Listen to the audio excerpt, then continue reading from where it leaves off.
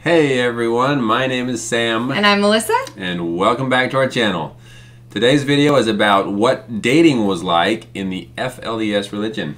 And if you want to hear more about Sam's experiences growing up in the FLDS religion in a polygamist family, then please like and subscribe to our videos so you can hear more about his journey. And if you want to hear specifically about how and why he left a polygamous family and his religion growing up, then go ahead and hit the video above for that story. But for today, we're going to be talking about back to dating. Okay. All right. Were you allowed to date? So no, we were not allowed to date in the FLDS religion at all. It was a big no-no. In fact, it was probably the biggest, the quickest way to get into big trouble was to have any type of relationship with the opposite sex outside of your family. Yeah, and when we talk about FLDS, for those of you who are new to our channel or haven't heard that term before, that stands for the Fundamentalist Church of Jesus Christ of Latter-day Saints. So it is one of the many polygamous groups in Utah that's an offshoot from the LDS Church. Yep. But they were out in Hilldale and Colorado City area, and you know, there are polygamous groups that do get to date and they court before choosing their next wives, but his community was not one of those. and maybe, I mean, I do know for a fact it was different before, you know, years ago it was different, and it got more and more strict as time went on. So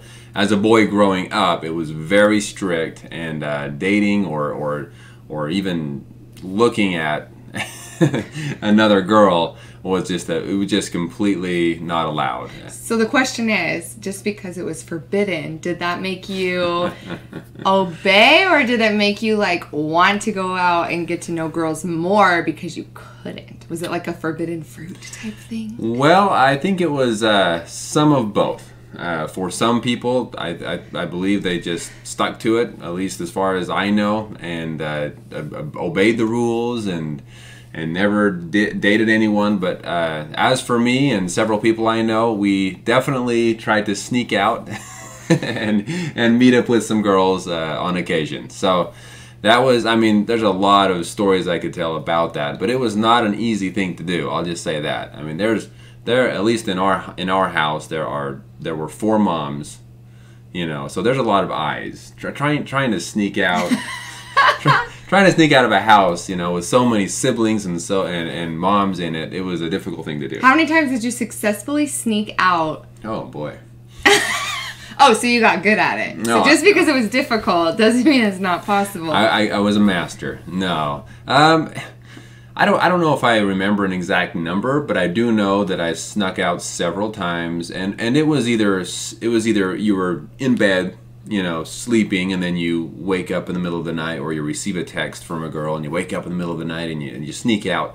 But more often than that, I would say it was we were gone to work and we would text someone on the way home from work and say, hey, you know, I'm on my way home from work, let's meet up at such and such place, because that's a lot easier, because once you're in the prison, it's hard to get out. So so more like secretive, like meetups more than sneaking out. Yes. But even then, I mean, you couldn't call that dating. I mean, that's what we consider dating, I guess. But it was very much the very short visits to meet up with someone, in most cases just to talk. In some cases, you know, we would hold hands or kiss a little bit, but it was very different than what you would consider dating in the normal world. He did because he was a rebel, right? So sneaking out to hold a girl's hand was considered very rebellious and would get him in a lot of trouble. Did you ever get caught?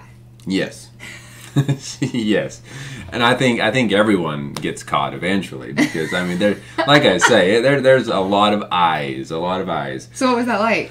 So what was the process of getting caught? Like, how were you punished? So I specifically, I remember this one time I got caught, and it was I believe it was a day that we were gone working, came into town, and I got dropped off at my house. Instead of going in the house, I jumped on my bike, because that was my means of transportation, of course. I jumped on my bicycle and jetted across town and to meet up with a girl. And so we were hiding behind an elk pen to meet up. Behind a what? An elk pen. So in An these elk pen? Like yeah, please expand on that. Well, growing up, we had a lot of animals in the town. And we had big pastures, I guess, with fences around them. And we would have elk in some of them, ostriches in others. I mean, you name it. We had a lot of different animals in these big we pastures. Need another video on that. Anyways, behind the elk pen. We can get to the zoo and all that stuff later. But anyways, in a small side road behind this elk pen, I met up and we had a good time chatting and whatnot for a little while.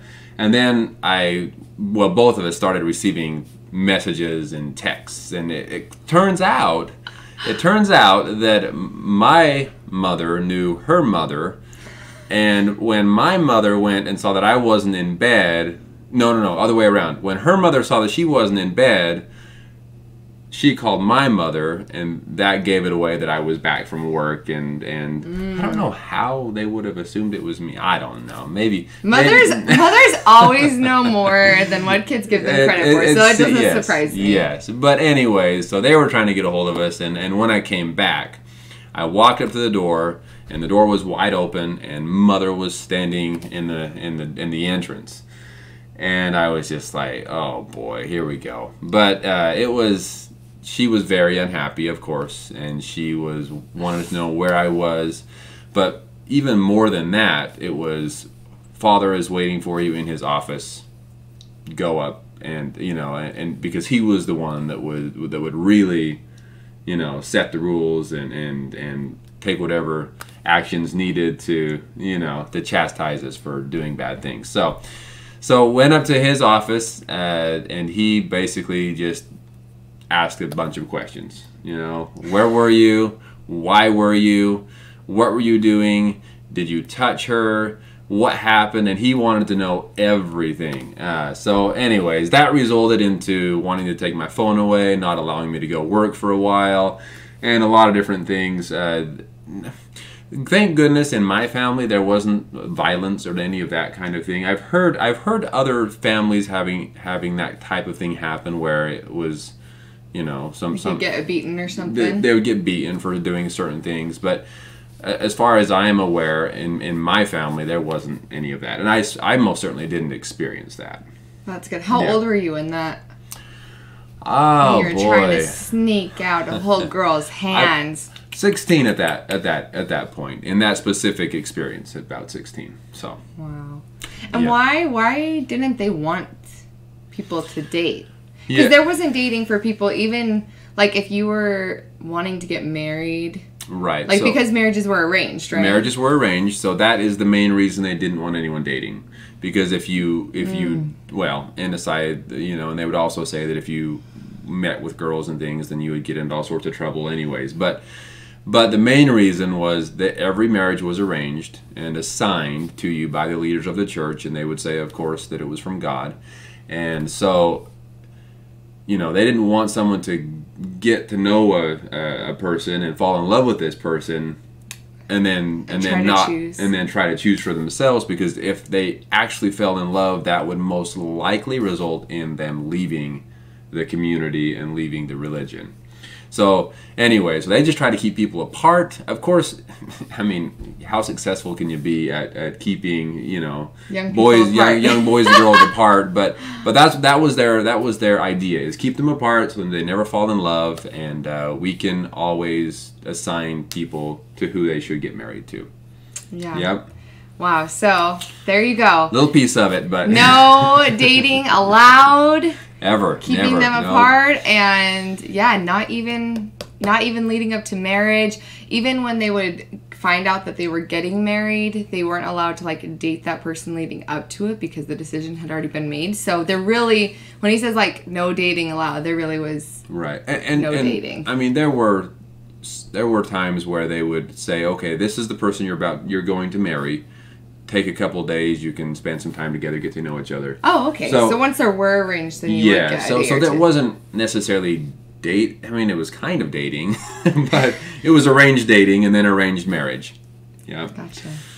But there you go. That's the story of dating in the FLDS church. That was the fun experiences we all had.